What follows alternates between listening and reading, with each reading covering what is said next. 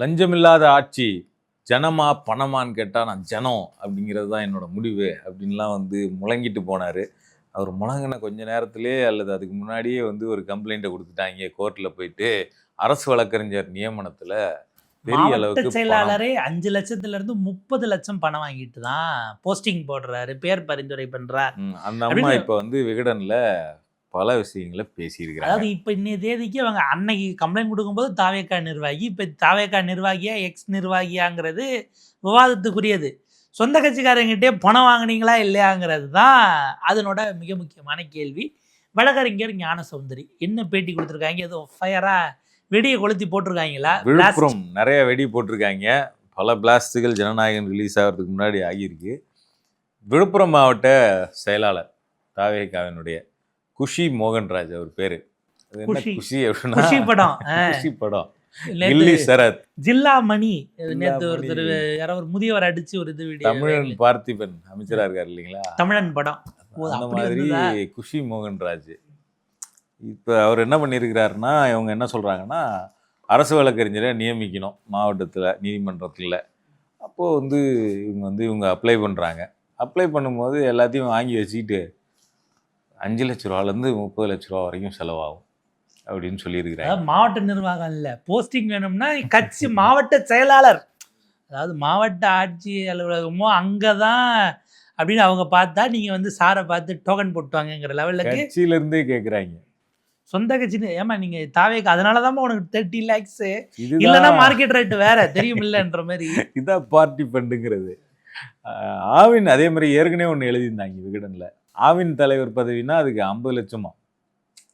So அந்த மாதிரி ஏற்கனவே எழுதியிருந்தாங்க. இதை வச்சு துறை அமைச்சர் இதை வச்சு அந்த அம்மா வந்து பேசியிருக்கிறாங்க. என்னன்னு சொல்கிறாங்கன்னா, 2 குற்றச்சாட்டுகள் வைக்கிறாங்க. ஒன்று, இவங்ககிட்ட சரி நீ எவ்வளோதான் செலவு பண்ணுன்னு கேட்டிருக்காங்க. இல்லை என்கிட்ட பணம்லாம் தர முடியாதுன்னொடனே 5 லட்சமாவது கொடுத்தாதான் கிடைக்கும்னு சொல்லியிருக்கிறாங்க. அது மினிமம். முடியாது அப்படின்ன உடனே அதை வேற கட்சியில் இருக்கக்கூடிய ஆளுக்கு வழக்கறிஞருக்கு அந்த பதவி கொடுத்துட்டாங்க. சொந்த கட்சி கூட இல்லை, வேற கட்சியாக இருந்தாலும் அரசு வழக்கறிஞர் பதவி கொடுத்துருவாங்கிறது அவங்களுடைய அப்படி சொல்லியிருக்கு சார்ஜாக இருக்கு. இப்போ இதில் என்னன்னா, ஒரு தரப்புன்னு சொல்கிறாங்க அதான் வழக்கே செல்லாதுன்னு அறிவிச்சிட்டாங்கன்னு செய்தி ஓடிக்கிட்டு இருக்கு. இந்த தரப்பில் மறுக்கிறாங்க. அதுக்கு முன்னாடி இன்னொரு பகீர் குற்றச்சாட்டை அந்த அம்மா வைக்கிறாங்க.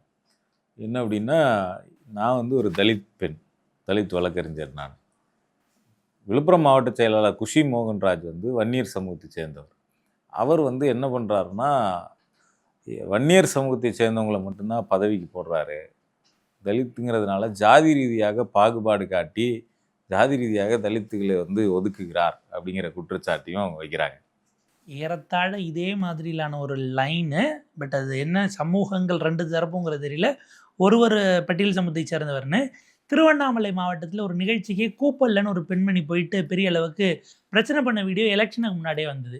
நாங்கள் பட்டியல் சமூக மக்கள்ங்கிறதுனால கட்சி நிகழ்ச்சிக்கெலாம் எங்களை கூப்பிடாமல் புறக்கணிக்கிறீங்களா, தளபதி தான் அவர் தான் முகம், நீங்கள் முடிவெடுக்க முடியாதுன்னு மாவட்ட பொறுப்பாளர் அதே மாதிரி செயலாளர் இல்லை பொறுப்பாளர்கிட்டயே இன்னொரு பெண் அமைப்பாளர் சண்டை போட்ட வீடியோங்கிறதும் வைரல் ஆச்சு உங்களுக்கு. அதாவது அப்போ இந்த ஜாதி மதமெல்லாம் தாண்டி எல்லாத்தையும் தூக்கி ஓரம் போட்டுட்டு தாவேக்கா இல்லையான்னு ஒரு கேள்வி வரும். ஜாதி மதம் பணம் மூணுத்தையும் எடுத்து ஓரம் போட்டுட்டு மக்கள் போட்டாங்க, நீங்கள் அதை பார்த்து அமைப்பாளர் பொறுப்பாளர் கேண்டிடேட் போடலன்னு சொல்லலாமாங்கிறது ரொம்ப முக்கியமான அடிக்கோடிட வேண்டிய கேள்வி. அப்போ இந்த ஈக்குவேஷன் உள்ளே இருக்குங்கிற குற்றச்சாட்டு. இப்போ அவங்க இப்போ அப்படி பார்த்தோம்னா கூடுதலாக பணம் கொடுத்துருந்தாலும் போட்டிருப்பாரான்னா அப்போ இதை தாண்டியும் பணம் ஜெயிக்குங்கிற இடமும் இருக்குது. அதில் இன்னொரு விஷயம் என்ன சொல்கிறாங்க அப்படின்னா, ஆமாம், இப்போ வழக்குக்கு வர்றதுக்கு முன்னாடி ஒன்று மட்டும் சொல்லிட்டு போயிடலாம். இந்த கோர்ட்டு கேஸ் போட்டதுக்காகவே அவங்க கட்சியிலேருந்து நீக்கப்படுறாங்க. அப்போ அவங்க என்ன சொல்கிறாங்க, நான் வந்து விழுப்புரம் மாவட்டத்தில் மாவட்ட வழக்கறிஞர் அணி இணை செயலாளராக இருக்கிறேன். என்னை இந்த பதவியில் நியமித்தது யார் அப்படின்னா முதல்வர் விஜய், கட்சியினுடைய தலைவரா அந்த இதில். அப்போ என் மேலே நடவடிக்கை எடுக்கணும்னா அதை அவர் தான் எடுக்க முடியும், முதலமைச்சர் தான் எடுக்க முடியும். ஆனால் என்னை கட்சியிலேருந்து நீக்கினதாக அறிக்கை வெளியிட்டிருப்பவர் மாவட்ட செயலாளர் குஷி மோகன்ராஜ். இது எப்படி, இது வந்து செல்லவே செல்லாது. அதாவது அப்பாயிண்டிங் அத்தாரிட்டி, டெர்மினேட்டிங் அத்தாரிட்டி ரெண்டுமே அங்கே தான் இருக்குன்னு இப்போ அவங்க சேலஞ்ச் பண்ணுறாங்க. மேபி தாவேக்காக்கு என்ன பைலா இருக்குன்னு நமக்கு தெரில. பைலா இல்லை, அதிமுக ஒரு வினோதமாக வச்சுருப்பாங்க, கட்சியை எதிர்த்து நீங்கள் கோர்ட்டில் கேஸ் போட்டிங்கன்னா அவங்க பதவி ஆட்டோமேட்டிக்காக இப்போ வாலண்டரிலி கிவிங் அப் த மெம்பர்ஷிப்னு இப்போ அந்த மாதிரி இவங்க எதுவும் வச்சுருக்காங்களான்னு தெரியல. இதுவே இப்போ மாவட்ட செயலாளர் நீக்க இதே விஷயம்தான் அந்த ஊராட்சி மன்ற தலைவர் ஒருத்தர் மாவட்ட இணைச் செயலாளராக இருந்து லஞ்சம் வாங்கி கைது பண்ணாங்க இல்லையா, அவரை நீக்கியும் அந்த மாவட்டத்தினுடைய தலைவரோ யாரோ தான் அவருக்கு அறிக்கை கொடுத்தது. அப்போவே எழுந்த கேள்வி, அவரை அப்படி அடிப்படை உறுப்பினர் பொறுப்புலேருந்து நீக்கிறதுக்கெல்லாம் தலைமை கழகத்தினால தானே முடியும், மாவட்டத்தில் செய்ய முடியுமா? இந்த பொறுப்புக்கும் இவர் தான் அப்பாயிண்டிங் அத்தாரிட்டி. ஏன்னா மாவட்ட தலைவர் மாவட்ட செயலாளர்னு யாரை உங்களுக்கு போஸ்டிங் போட்டாங்களோ அதே ஆள் தான் இவங்களையும் போஸ்டிங் போடுறாங்கன்னா நீங்கள் 2 பேரும் ஒரே நபரால் போஸ்டிங் போடப்பட்டவங்களை டெர்மினேட் பண்ண முடியுமான்னு ஒரு குழப்பமும் வந்துச்சு. இப்போ அந்த சிக்கலுக்குள்ளே போய், அதாவது இப்போ கட்சி ரீதியிலாகவும் சிக்கல், அரசு ரீதியிலாகவும் சிக்கலை வழக்கறிஞர் எடுக்கிறாங்க. ஸோ இந்த பதவியிலேருந்து நீக்கிறது அப்படிங்கிறது வந்து கட்சி பொறுப்புகள்லேருந்து நீக்கிறது அல்லது கட்சியிலேருந்தே நீக்கிறது அப்படிங்கிறது வந்து இந்த அம்மாவுக்கு மட்டும் நடக்கலை. ஏற்கனவே வந்து ஸ்ரீவைகுண்டம் எம்எல்ஏ மேலே புகார் கொடுத்த அந்த பெண்ணுக்கு நடந்திருக்கு. ஸோ இது ரெண்டும் இங்கே வந்து நம்ம ஒரு சேர்த்து பேட்டர்னாக புகார் கொடுக்குறாங்கன்னா 2 தரப்புலையும் விசாரிக்கிறோன்னு அட்லீஸ்ட் குறைஞ்சபட்சம் அது வரைக்கும் 2 பேர் போஸ்டிங்கும் ஹோல்டில் போடுறோம். ஆக்சுவலாக கட்சியில் மாவட்ட லெவலில் பொறுப்பாக இருக்கக்கூடிய ஒருத்தர் மேலே புகார் கொடுக்குறாங்க, கட்சியில் இருக்கக்கூடிய கீழ்மட்டத்தில் இருக்கவங்க. அப்போ சரி, புகார் கொடுத்தா நடவடிக்கை எடுக்கப்படும் அப்படின்னு நம்புகிறாங்க. ஆனால் நடவடிக்கை எடுக்கப்படுது யார் மேலேனா புகார் கொடுத்தவங்க மேலே. குறைஞ்சபட்சம் ஒரு கமிட்டி ஒன்றா நாங்கள் உள்ள அமைக்கிறோம், விசாரணை குழு. ஆக்சுவலாக இவங்களாம் ஒழுங்கு நடவடிக்கை குழுன்னு ஒன்று வச்சுருப்பாங்க. அந்த ஃபார்மேட் இருக்கிறதுக்கு வாய்ப்பு இருக்குன்னு நான் நினைக்கிறேன். கடந்த காலத்தில் ஒரு வீடியோ ஒன்று பிஜேபியில் வீடியோ கால் வந்த பிறகு அப்போ அங்கேருந்து அவங்க மலர்குடின்னு நினைக்கிறேன், அவங்க தலைமையில் ஒரு கமிட்டியை போட்டு விசாரணைன்னாங்க. அது அப்படியே ஊருக்கு போய் ஊரை வச்சு ஆற வச்சுட்டாங்க. அவருக்கு திரும்ப பொறுப்பெல்லாம் கொடுத்துட்டாங்க கேடி ராகவன் அவர்களுக்கு. அது என்ன நடந்துச்சுங்கிறதெல்லாம் தாண்டி கட்சி ஏதோ ஒரு ஃபார்மெட்டை வச்சுருக்கோம், ஒழுங்கு நடவடிக்கை குழு இல்லை விசாரணை குழு இப்படி அமைச்சு அவங்க கொடுக்குற பரிந்துரை. சமீபத்தில் அன்புமணி மீது நடவடிக்கை எடுக்கலாமா வேண்டாமான்னு ராமதாஸ் ஒரு கமிட்டி எல்லாம் போட்டார். அட்லீஸ்ட் அந்த ஒரு ஃபார்மேட் இருக்கான்னா இல்லை, விசாரிக்காமலே தூக்குறாங்க. யாரை தூக்குறாங்கன்னா, கம்ப்ளைண்ட் கொடுத்தாங்களா, கம்ப்ளைண்ட் கொடுத்தவங்கள யார் மேல கம்ப்ளைண்ட் கொடுத்தாங்களோ அவங்க தூக்குறாங்க, அவர் தூக்குறாரு. அப்ப நீங்க கட்சியில என்ன ஒரு செக் அண்ட் பேலன்ஸ் வச்சிருக்கீங்கிற கேள்வியும் வரும்ல. இப்ப இந்த வழக்கு பணம் வாங்கினாங்கன்னு போடப்பட்ட வழக்கு தள்ளுபடியா ஆயிடுச்சு அப்படின்னா பணம் வாங்கலன்னு அர்த்தம் அப்படிங்கிற மாதிரி எல்லாம் பேசுறாங்களே. அந்த நெரட்டிவ்ல என்னதான் இருக்கு? அதுதான் இப்ப அவங்க என்ன சொல்றாங்கன்னா, 2 விஷயம் சொல்றாங்க. இந்த கோர்ட்ல தள்ளுபடி ஆயிடுச்சு அப்படின்னு சொல்றது உண்மை கிடையாது, அது வந்து ஒரு திரிக்கப்பட்ட தகவல் அப்படின்னு சொல்றாங்க. இவங்க எல்லாருமே இதான் சொல்லிட்டு இருக்காங்க. தாவேக்கா பொறுத்த வரைக்கும் அந்த கேஸை நீதிமன்றமே தள்ளுபடி பண்ணிடுச்சுப்பா, அதுக்கு மேலே என்ன நீங்கள் பேசுகிறீங்க, நீதிமன்றத்திலே அந்த அம்மா கிட்ட ஆதாரம்லாம் ஒன்றும் இல்லை, சும்மா பொய் புகார் கொடுத்துருக்கு அப்படின்னு சொல்லி தள்ளுபடி பண்ணிட்டாங்க. அதுக்கப்புறம் நீங்கள் என்ன பத்திரிகையாளர்கள் கேட்டுக்கிட்டு இருக்கீங்க, பேசிகிட்டு இருக்கீங்க அப்படின்னு தான் சொல்லிட்டு இருக்காங்க. ஆனால் அந்த தள்ளுபடி செய்யப்பட்ட தகவல் அப்படிங்கிறது திரிக்கப்பட்ட தகவல், நீதிமன்றம் தள்ளுபடி செய்யவில்லை அப்படின்னு சொல்லிட்டு இந்த அம்மா என்ன சொல்கிறாங்கன்னா, இந்த மாதிரி பதவிக்கு நேர்காணல் கூப்பிட்டு இன்டர்வியூ கூப்பிட்டு ஆனால் இன்டர்வியூவே நடத்தாமல் போஸ்டிங் போட்டாங்க. இதுக்கான ஆதாரங்கள் நான் வந்து சப்மிட் பண்ணேன் நீதிமன்றத்தில். அதுக்கு நீதிமன்றம் என்கிட்ட என்ன சொல்லிச்சுன்னா, இப்போ எனக்கு பதவி கிடைக்கல, நான் அப்ளை பண்ணியிருந்தேன், அதை வந்து இன்டர்வியூ நடத்தலை. அப்போ நீதிமன்றம் மாவட்ட நிர்வாகத்தை கூப்பிட்டு இவங்கக்கிட்ட இன்டர்வியூ நடத்துங்க, நடத்தி நீங்கள் என்ன எலிஜிபிளாக இருந்தால் முடிவெடுங்க அப்படின்னு உத்தரவு போட்டிருக்காங்க. இது ஒரு பக்கம். இன்னொரு பக்கம் என்ன சொல்லியிருக்கிறாங்கன்னா, அரசு வழக்கறிஞர் நியமனத்துக்கு பணம் வாங்கிய ஆதாரங்களை வைத்து தனி வழக்காக தாக்கல் செய்ய சொல்லியிருக்கிறது நீதிமன்றம் அப்படின்னு சொல்றாங்க. அப்ப வழக்கை முடிச்சு வைக்கல, இதை தனித்தனி தாவாவா பிரிச்சுக்கோங்க, இதுக்கு உங்களுக்கு ரிலீஃப் கொடுத்துட்றோம், இதை வந்து தனி வழக்கா போட்டு அப்ராப்ரியேட். இப்போ எதர் இப்படி பணம் வாங்குறாங்கன்னா நேரடியாக கோர்ட்டுக்கு போவதை விடவும் எதர் அவங்க டிவிஎஸ்சி எதிர்மனுதாரராக இவங்க சேர்த்து உத்தரவிட சொல்லி கூட கேட்கலாம். அதுக்கு முன்னாடி டிவிஎஸ்சிக்கு ஒரு கம்ப்ளைண்ட்டை கூட கொடுத்து அவங்களால ஆரம்பிக்க முடியும். இதுக்கப்புறம் சட்ட வாய்ப்பு அவங்களே வழக்கறிஞர். இப்போ ஆக்சுவலாக அந்த போட்ட பெட்டிஷனுக்குள்ளே நம்ம போவோமே, அவங்க என்ன சொல்கிறாங்க, special public prosecutor Mahila court அதுக்கு வந்து ஜூன் 22ஆம் தேதி அப்ளை பண்ணுறாங்க. அடுத்து 7 நாள் கழித்து ஜூன் 29, 2026 ஜூன் 29 மாலை 4 மணிக்கு additional public prosecutor principal and sub court அங்கே முதன்மை நீதிமன்றம் மாவட்ட முதன்மை நீதிமன்றம் விழுப்புரத்துக்கு அப்ளை பண்ணுறாங்க டிஸ்ட்ரிக்ட் கலெக்டர் மூலயமா. ஆனால் இவங்க அப்ளை பண்ணதுக்கு ஒரு அக்னாலஜ்மெண்ட் ரிசிப்டை கூட எனக்கு அலுவலகத்திலேருந்து கலெக்டர் அலுவலகத்திலேருந்து கொடுக்கல. அதை தாண்டி முக்கியம், சிசிடிவி ஃபுட்டேஜில் நான் உள்ளே போனது சப்மிட் பண்ணது இதெல்லாம் இருக்குது.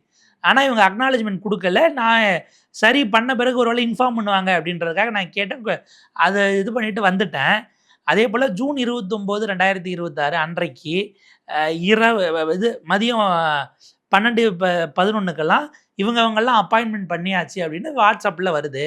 ஆனால் அன்னைக்கு சாயங்காலம் 5:45 வரைக்கும் நேரம் இருக்கும்போது எது நீங்கள் அப்ளிகேஷன் போடுறதுக்கான அந்த கவுண்டரு ஃபைல் பண்ணுற டைமே 5 மணி நேரத்துக்கு முன்னாடியே அதை நீங்கள் க்ளோஸ் பண்ணி எலெக்டட்னே அறிவிக்கிறீங்கன்னா முழுக்க முழுக்க உங்களால் எப்படி இப்போ எலெக்ஷனுக்கு நாமினேஷன் முடியறதுக்கு முன்னாடி அண்ணா போஸ்ட்னு ஒருத்தர் அறிவிக்கிறது, எலெக்ஷனும் நடத்தல, ஒரே ஒருத்தர் அண்ணா போஸ்ட் நீங்கள் அறிவிக்கிறீங்க, இன்னும் நாமினேஷன் ஃபைலே க்ளோஸ் ஆகலைங்கிற மாதிரியான சார்ஜ் தான் அவங்க வைக்கிறாங்க.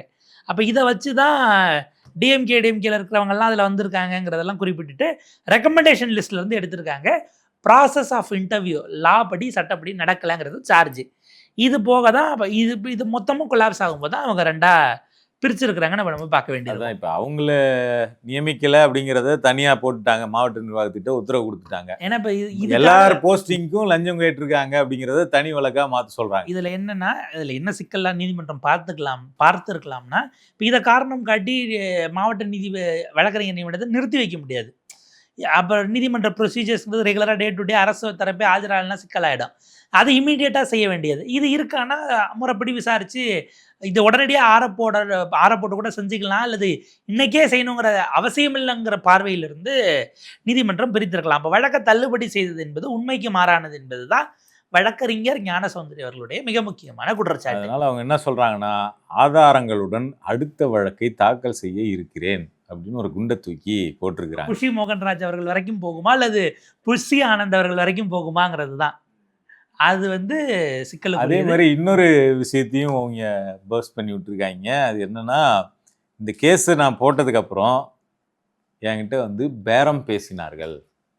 யார் பேசுனதுன்றத சொல்லலை, ஆனால் பேரம் பேசினாங்க கட்சியிலேருந்து தான். அவங்க எனக்கு மகிழா கோர்ட்டில் உனக்கு பதவி வாங்கி தரேன் அப்படின்னு ஒரு டீல் சொன்னாங்க. இதுக்கு என்கிட்ட ஆடியோவை நான் ரெக்கார்ட் பண்ணி வச்சுருக்கிறேன். இந்த ஆடியோ ரெக்கார்டு என்கிட்ட இருக்குது, நேரம் வரும்போது அதை நான் வெளியிடுவேன் அப்படின்னு சொல்லியிருக்கிறாங்க. இல்லை, அவங்களே வழக்கறிஞர், நம்ம சொல்கிற இதுக்கெல்லாம் இல்லை.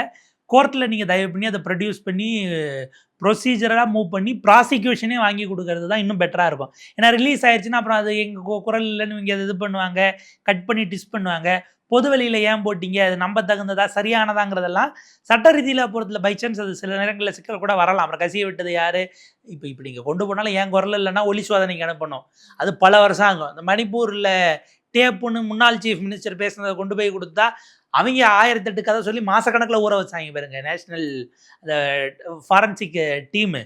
அந்த மாதிரிலாம் செய்ய வாய்ப்பு இருக்குது. அதனால் துரிதமாக இதை அவங்க நீதிமன்றத்தை கொண்டு செல்வதே சரியானது இல்லை. ஹைலைட் என்னென்னா, மகிழா கோர்ட்டுன்னு தான் அவங்க என்ன யோசிச்சிருப்பாங்க, மகிழா கோர்ட்டுக்கும் தான் நான் அப்ளை பண்ணேன், நீங்கள் அதுக்கும் தான் இன்டர்வியூ கூப்பிடலையே, இப்போ என்ன மகிழா கோர்ட்டுங்கிறீங்க. முதல்ல அவங்க மகிழா கோர்ட்டுக்கு அப்ளை பண்ணிட்டு தான் அடுத்து இது போய் இப்போ டிஸ்ட்ரிக்ட் கலெக்டர் ஆஃபீஸில் அடிஷ்னல் பிபிக்கு அப்ளை பண்ணுறாங்க. நான் அப்ளை பண்ணதுக்கு கூப்பிட்டு அவங்க என்ன சொல்கிறாங்க, கூப்பிட்டு இன்டர்வியூ கூப்பிட்டாலே தான் நான் செலக்ட் ஆயிடுவேன்னு நான் நம்பிக்கையில் இருக்கேன், நீ என்னை கூப்பிடாமலே நடத்துகிறேன்னும் போது தான் அந்த இடத்துல எனக்கு சிக்கலாதுன்னு கேட்கும்போது, நான் அப்ளை பண்ணதுக்கு கூப்பிட்டா நானே எலெக்ட் ஆயிடுவேன்னு நீங்கள் எதுக்கு அது எனக்கு ஆஃபராக வேறு தரீங்கன்னு கூட அவங்க அந்த இடத்துல ஆகியிருக்கிறதுக்கு வாய்ப்பு இருக்குது. ஆக மொத்தம் இப்போ தமிழ்நாட்டில் ஒரு இடத்துல கூட இல்லவே இல்லை நிறைய ஊழல். இது எந்த கணக்கில் வரும், ஒழித்து விட்டோம் அப்படின்னு அவர் பேசிட்டு இருக்காரு. வைகோ வேற இப்போ அவரை விட அதிகமாக வைகோ பேசிட்டு இருக்காரு. ஏன்னா அரசு அலுவலகங்கள் அப்படிங்கிறதுலேருந்து இவங்க ஒழிச்சிட்டாங்கங்கிறது கிளைமாக இருக்குது. ஆனால் டிவிஎஸ்சி சர்ப்ரைஸாக நடத்துகிற ரைட்லலாம் எல்லாத்துலையும் 20 லட்சம் 30 லட்சம் 50 லட்சம் 60 லட்சம் அதெல்லாம் எங்கே எதுவும் நாசிக்கில் அடித்து கொண்டு ஏடிஎம்மில் போட வந்த பணத்தை மறந்து ஆஃபீஸில் வச்சுட்டு போயிட்டாங்களா? அதில் சிலதெல்லாம் பார்த்தா ஏறத்தாழ 20 லட்சம் வரைக்கும் ஜிபேயில் வேறு டிரான்சாக்ஷன் கண்டுபிடிச்சிருக்காங்க. ஒரு 4 வெவ்வேறு நாட்களில் நடந்த ரைடில் மட்டுமே இது வரைக்கும் 2 கோடி ரூபாய்க்கு மேலே பிடிபட்டிருக்குன்னா, மக்கள் அவங்க வாங்கின காசு தானே அது, இல்லை ஸ்டாலின் பீரியடில் வாங்கினதான்னா அதுக்கும் சொல்ல மாட்டேங்கிறாங்க. நீங்கள் அப்போ அதிகாரிகள் மட்டத்தில் நீங்கள் ஒரு விஷயம் சொல்லலாம், அது கீழே இருந்து பாஸ் ஆனாகி செக்ரட்டரியேட் வரைக்கும் வர்றதில்ல, இங்கே நாங்கள் இல்லைன்னு சோக் பண்ணிட்டோம்னா அதனுடைய ரியல் டைம் இது கன்சியூமருக்கு நேரடியாக போகக்கூடிய சராசரி வாக்காளர் கூட விடுங்க, ஒரு கன்சியூமராக உள்ளே போகிறவங்க சர்வீஸ் ஓரியன்டாக அரசு துறை சேவைக்கு போகிறவங்களுக்கு அது கடத்தப்பட்டதானா இல்லை, அதிகாரிகளே நீங்கள் வாங்கலனாலும் அந்த ஷேரை நாங்கள் வாங்கிக்கிறோன்னு வாங்குறாங்களாங்கிறதும் விசாரிக்கப்பட வேண்டியது. உங்களுக்கு எண்ணம் இருந்தால் அதை நம்ம பாராட்டலாம். ஆனால் ஊழல்ங்கிறது அஃப்கோர்ஸ் நீங்கள் பணத்தை மட்டுமே மீன் பண்ணுறீங்களே, வேண்டப்பட்ட ஆட்களை அவங்க கிட்டயும் பணத்தை வாங்கிட்டு போடுறதெல்லாம் என்ன சிஸ்டத்தினுடைய கரப்ட் பிராக்டிஸ் ஊழல் குற்றச்சாட்டு வைத்த ஒருத்தரை வந்து விசாரிக்காமலே கட்சியை விட்டு நீக்கிறது, அதை கட்சி தலைமை கண்டுகொள்ளாமல் இருப்பது, இதெல்லாம் வந்து நாங்க பேசுற விஷயத்துக்கு நாங்க அக்கௌண்டபிள் எடுத்துக்க மாட்டோங்கிற இடத்துல இருந்து தான் இதை இல்லைங்க. இப்போ அதில் இன்னொரு கேள்வி வரும். இப்போ நீங்க எல்லாம் கேட்குறோம்ல, குஷி மோகன்ராஜ் இருக்காரு, அவர் மேல குற்றச்சாட்டு வச்சவரே நீக்கிட்டாருங்கிறமே, பொதுச் செயலாளர் ஆனந்த் நீக்கினால அவர் மேலேயும் தானே இந்த அம்மா குற்றச்சாட்டு வச்சாங்க, அப்பவும் இதே தானே சொல்லும் அப்படிங்கிறதுனால ஒரு வேலை அவர் நீக்காம விட்டாரா? இல்லை இதெல்லாம் ஏன் லெவலுக்கு நாங்கள் ஏன் இந்த பிரச்சனையை பார்க்கணும், நீ மாவட்டத்திலே பேசிக்க, நீ காசு வாங்கினதுனால தான் இப்போ எங்கள் வரைக்கும் பிரச்சனை வந்திருக்குன்னு கட்சி தலைமையை நீங்கள் எங்கே அவங்க பார்த்துக்குங்க அப்படின்ற மாதிரி விட்டுட்டாங்களாங்கிறதும். எப்படி இருந்தாலும் ஊழலை ஒழித்து விட்டோம், லஞ்சம் ஒழித்து விட்டோம், யார் லஞ்சம் கேட்டாலும் என் பேரை சொல்லுங்க, கொடுக்க மாட்டோம்னு சொல்லுங்கன்னு சொல்லிக்கிட்டு இருந்த தொட்டா விட மாட்டோம், தொட்டவனையும் விட மாட்டோம்னு தொட்டவனை பூரா கூப்பிட்டு வந்து கட்சியில் சேர்த்து கட்சியில இருந்தே விசில் ப்ளோவராக ஞான சௌந்தரி வந்து வெளியில வந்து தொட விட மாட்டோம், தொட்டவர்களையும் விட மாட்டோம், தொட்டவர்களை எல்லாம் கூட்டிகிட்டு வந்து எங்கள் கட்சியில் சேர்த்து விரைவில் மண்டல பொறுப்பாளர்களாக்குவோம். அது விஜயபாஸ்கர்களில் தொடங்கி கடம்பராஜ் அவர்கள் மேலே கேஸ் இருக்கான்னு தெரியல, 2 விஜயபாஸ்கர் மேலே டிவிஎஸ்சி கேஸு, குட்கா கேஸு, இடி, சிபிஐ, இந்த விஜயபாஸ்கர் மேலே விஜயபாஸ்கர் மேலெல்லாம் 2 டிவிஎஸ்சி, 2 இடி, ஒரு சிபிஐ வழக்கெல்லாம் இருக்குது. இவருக்கு ஏறத்தாழ ஒரு 15-16 பக்கத்துக்கு அவருடைய அஃபிடவிட்டில் எம்ஆர் விஜயபாஸ்கர் அவர்களுடைய ஒரு வழக்குகளுடைய பர்டிகுலர்ஸ் ஒரு 48 பக்கம் அவருடைய அஃபிடவிட் ஆக்சுவலாக ஆன்லைனில் இருக்கும். நம்ம டவுன்லோட் பண்ணி பார்த்தோம்னா ஒரு 15-16 பக்கத்தை கடந்து வெறும் அவர் மீதான வழக்குகளாகவே இருக்கிறது. அவர் சொல்கிறார் அதில் பலதும் செந்தில் பாலாஜியை எதிர்த்ததற்காக என் மீது போடப்பட்ட பொய் வழக்குகள், அதை அவர் உடச்சி வரட்டும், அவர் அதாவது அவர் விதியை மீறி கூடினது, திடீர் போராட்டம், இதெல்லாம் வழக்குகள் சிக்கல் இல்லை, அது அரசியல்வாதிகள் பலரும் சந்திக்கக்கூடியது தான், பழி வாங்கியிருந்தா அது தவறானது. அதை தாண்டி அங்கே டிவிஎஸ்சி போடப்பட்ட வழக்குகள் இருக்குல்ல, அதே போல் அந்த 100 கோடி ரூபாய் மதிப்பிலான சொத்தை வந்து பத்திரத்தை இது பண்ணிட்டாங்கங்கிற குற்றச்சாட்டு, மண்ணு அனுமதி இல்லாமல் மண் அள்ளி அதில் வாங்கின வழக்குகள், இதெல்லாம் எப்படி அப்படிங்கிற கேள்வி இருக்கு இல்லையா? அதுக்கெல்லாம் இதில் என்ன சிக்கல்னா, இந்த வழக்குகள்லாம் சம்மந்தப்பட்டவங்களா போய் கோர்ட்டில் வேறு ஏதாவது டைரக்ஷன் போடும்போது கோர்ட் ஒரு உத்தரவிடுது. இப்போ உதாரணத்துக்கு 6 மாதத்துக்குள்ளே விஜயபாஸ்கர் வழக்கை நடத்துங்க அப்படின்னு ஒரு டைரக்ஷன் வருது. அவர் தாவேக்கால சேர்ந்ததுனால தாவேக்கா கவர்மெண்ட் போய் இதை நாங்கள் சீக்கிரம் முடிக்கணும்னு கேட்கல, அதாவது அவர் குற்றமற்றவர் இல்லைன்னு தெரிஞ்சுக்கிட்டு தான் பொறுப்பு கொடுப்போன்னு கேட்கல. அதில் அன்னைக்கு குற்றம் சாட்டப்பட்ட சென்னை கமிஷனர் இருந்தவன்னு நினைக்கிறேன் ஜார்ஜ், அவர் போட்ட வழக்கில் நீதிமன்றம் இந்த உத்தரவிடுறாங்க. இப்போ இந்த வழக்கை ஆனால் 6 மாதத்துக்குள்ளே நடத்துறதுக்கு மாநில அரசு ஒத்துழைக்குமான ஒரு கேள்வி இருக்குல்ல, அது நடக்கும்போது தான் நீங்கள் ஊழலுக்கு எதிராக இருக்கீங்களா இல்லையா, இல்லை வெளுத்துட்டீங்களா மொத்தமா அப்படிங்கிறதெல்லாம் நமக்கு தெரிய வரும். பாப்போம் ஞான சௌந்தரி மாதிரி எத்தனை விசில் ப்ளோவர்ஸ் அப்படிங்கிறவங்க தாவேக்கால வந்து உருவாகிறாங்க அப்படிங்கிறது. அதில் இன்னொரு ஆங்கிள் ஆக்சுவலாக அவங்க வேற ஒரு இதில் பேசும்போது சொன்னது, கடந்த 2 ஆண்டுகளாக இங்கே உள்ளுக்குள்ள வழக்குகள் எல்லாம் தாவேக்காரர்களுக்கு போடப்பட்ட போது நீதிமன்றமாக போய் நின்று அவங்களுக்கு ஜாமீன் எடுக்கிறதோ இல்லை மற்ற விஷயங்களோ கட்சிக்காக நான் உழைச்சிருக்கேன் இல்லை, நான் அந்த இதில் தான் சரி நமக்கு நம்ம வாழ்க்கையில் ஒரு அடுத்த பிடிப்பு, கரியரில் ஒரு அடுத்த எலிவேஷன் இருக்கும், நம்ம உழைச்சிருக்கோம் நமக்கு கிடைக்குங்கிற எண்ணத்தில் தான் நான் இருந்தேன்னா அந்த வழக்கு போட்ட சமயத்தில் ஒரு பைட்டில் கொடுத்துருந்தாங்க. நம்ம அதை அந்த ஆங்கிளில் பார்க்கும்போது உழைச்சவங்க கேட்குறாங்கன்னா உண்டு இல்லை வேறு பண்ணித்தரோம்னு இதை வேறு விதமாக டீல் பண்ணியிருக்க வேண்டும் கட்சி. அந்த வகையில் தான் அவங்களுடைய இன்னொரு ஆங்கிளும் இருக்குது. இப்போ நீங்கள் சொன்னதோட அடிஷ்னலாக பார்த்தோம்னா, நீங்கள் கட்சிக்குள்ளே ஒரு தவறு நடக்குது, ஊழல் நடக்குது, லஞ்சம் வாங்குறாங்கன்னு புகார் கொடுக்குறவங்களே கட்சியை விட்டு நீக்க ஆரம்பிச்சிங்கன்னா நாளைக்கு வந்து புகார் கொடுக்கறதுக்கு யாரும் வரமாட்டாங்க. அப்போ எவ்வளோதான் கட்சிக்குள்ளே பணம் புரளுது, யார் யாரெல்லாம் வந்து ஊழலில் திரள்றாங்க அப்படிங்கிறது கட்சி தலைமைக்கோ கட்சிக்கோ தெரியாமலே போயிடும் கடைசி வரைக்கும். ஆக்சுவலாக அதில் கட்சி தலைமை விருப்பம் காட்டலை, அதுதான் அதில் முக்கியமானது. இல்லை அது விருப்பம் காட்டலேன்னு பார்க்க வேண்டியிருக்கா, இல்லை இதனுடைய ஆணி வேறே அங்கே வரைக்கும் போகுதுன்னு பார்க்க வேண்டியிருக்கா என்கிற இடத்திலிருந்து அந்த கேள்வியை நாம் அப்படியே வச்சு இதை நிறைவு செய்யலாம். பார்ப்பது மேற்கொண்டு என்ன அது இந்த வழக்கினுடைய வேறு டீட்டெயில்ஸ் மேபி அது எந்த பெஞ்சில் அசைன் ஆச்சுன்னு பார்த்துட்டு, ஏன்னா அது பெரிய அளவுக்கு செய்தியாக ரிப்போர்ட் ஆகலை, கிராஸ் செக் பண்ணிவிட்டு அது தொடர்பான உத்தரவுகள் வந்திருந்தால் கூட நம்ம அதை கூடுதலாக எடுத்து பேசுவோம்.